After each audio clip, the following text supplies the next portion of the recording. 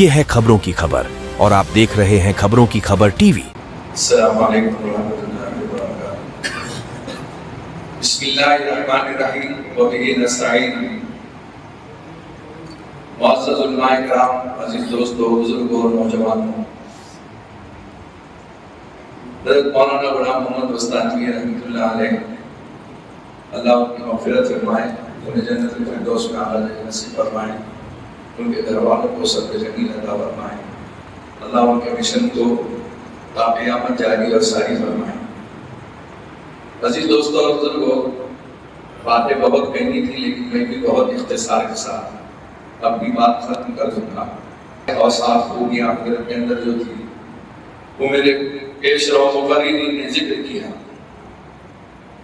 मेरी सबसे पहली मुलाकात 1973 में हुई, 73 के अंदर।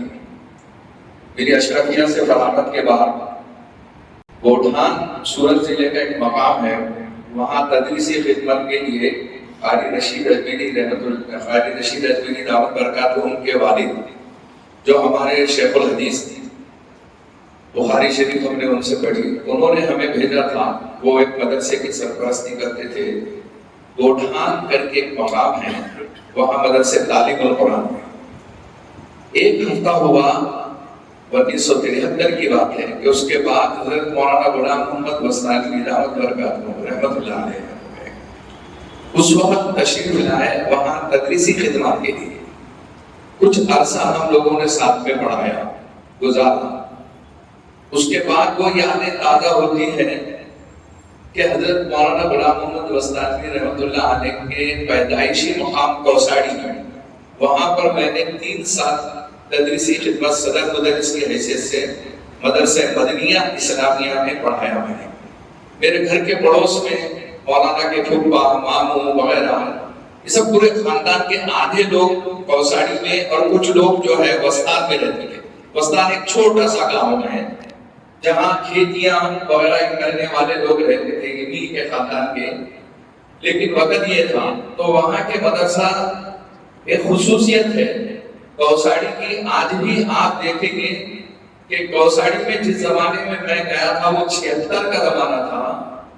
तकरीबन 200 हाफिज कुरान और 40 आलिम दीन उस जगह, मुफ्ती महल्ला, मदनी मंजिल उस जगह पर। तो बुजुर्गों से उनकी निस्बतें इस कदर ज्यादा थी, तो वहाँ एक शर्फ अल्लाह ताला ने दिया कि उनके पड़ोस में रहते थे, घरेलू मरासिम थे, उनके अहलिया हमारे घर पे आते थे। और एक खास बात कहूँगा, उस जमाने में उलमाए कराम वहाँ जो गुजरात में हमारे साथ 10 आलिम पढ़ाते थे, किसी की भी अहलिया, किसी की बीवी जो है रुकमा नहीं पड़ी थी। लेकिन हज़रत मौलाना गुलाम मोहम्मद वस्तानी रहमतुल्लाह अलैह ने जैसी शादी की उस घराने में किए, उस खातून से किए कि जो बुर्का पहनकर पहली मर्तबा कौसाड़ी में तशरीफ लाई थी, जो गुजराती की खातून थी। और मौलाना के बड़े साहिबजादे, उसका नाम भी सईद, मेरे बड़े साहिबजादे सईद, और मेरे बड़े लड़के को ये अल्लाह ताला ने निस्बत ये भी की कि उनके मामू फुप्पा हज़रत मौलाना की गोद में, उनकी अहिया की गोद में, ये सब पले वहाँ पर रहे। और वहाँ से जब हम यहाँ पर आए तो अल्लाह ने एक मौका ऐसा भी दिया कि मौलाना अली मियां नदवी ऐवान का सिलसिला हमने जब शुरू किया, तो दूसरी मर्तबा में मराठवाड़ा से अलावा महाराष्ट्र उसको वसअत दे देंगे। मेरे शेख मोहतरम मुफक्किर इस्लाम हज़रत मौलाना मोहम्मद वली रहमानी रहमतुल्लाह अलैह साहब ने हमने बात रखी, तो हज़रत ने कहा कि आपके दोस्त ही इस काबिल है, मौलाना गुलाम मोहम्मद वस्तानी को अपनी मर्तबा जो है आप मौलाना अली मियां नदवी ऐवान दे दो। जब उस वक्त में हम उम्रे का टिकट और कीसे जर देते थे, तो मौलाना ने वो ले लिया, कबूल फरमाया, टेबल पे भी रखते थे। एक मर्तबा फरमाया कि तुमने ये समझा होगा कि उम्रे का टिकट तुम्हें वापस मिल जाएगा या कीसे जर तुम्हारे यानी ट्रस्ट को मिल जाएगा, लेकिन नहीं, मैं तो नहीं जाऊंगा, लेकिन मौलवी अब्दुल रहीम को जो है उस टिकट के ऊपर पहुंचाऊंगा, तो उनके नाम से टिकट निकाल देना।